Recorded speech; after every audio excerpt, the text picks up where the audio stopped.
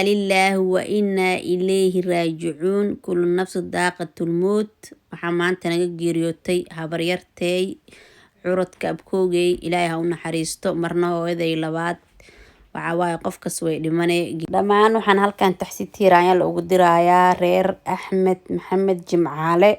waxaa leh sabri iyo Allah naga sii habaryar macaan ilaahay ha u waasici qabrigeeda marti la jecel Allah ka dhiga habartay Xabiibo Axmed Maxamed Jimcaale loo garan ogyahay Xabiibo Seyle ilaahay ha u naxariisto marti la jecel Allah ka dhigo waa curadka abkoogay waa hooyaday daadi ka weyneed asxaabi iigu soo duceeya maalin qeereysan ee dhimatay 10 dambe oo Ramadaan ee dhimatay waxa waaye kullu nafs daaqatul mood waaye adduunka qof joogaysa male geerida qof ka soo dhaminaysa waa la kala horeeyaa barya gadaasheedna ilaahayna fidneenin iidan waxaan uga rajeynaynaa ilaa qabrigeeda uu waasici maan duhurkeena geeriyootay geeri naxtilna maanta isoo gaartay asxaabay iigu soo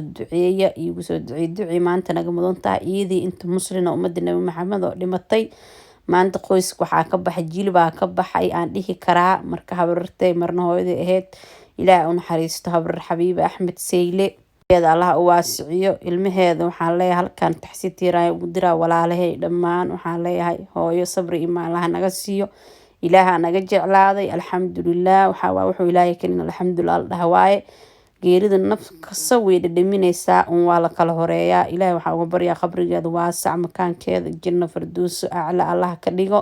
kitaabkeedana midigta Allah ka siiyo asxaabi iigu soo duceeya dhamaan ehelka iyo qaraabada ee ka geeriyoota oo heer Axmed Maxamed Jimcaale dhamaan waxaa leeyahay sabri iimaan habar Allah naga siiyo habar waa naga tagtay waxa waaye gurigeeda runtii aaday alxamdulillah waxa waa ilaahana jeclaaday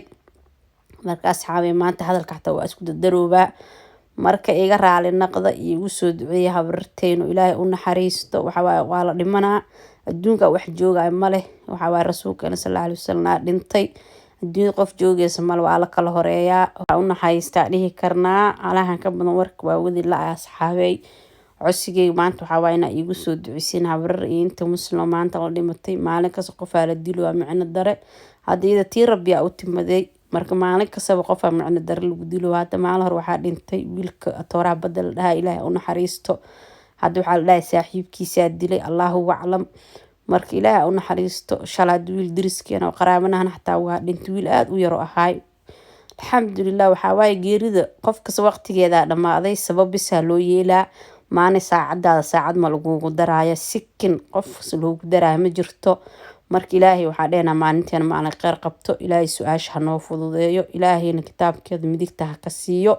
ilaahayna gafkeen iyo geerideena ma kulmay asxaabay taniga codsada asxaabay iigu soo duceeyo hooyaday labaad ilaahay ha u naxariisto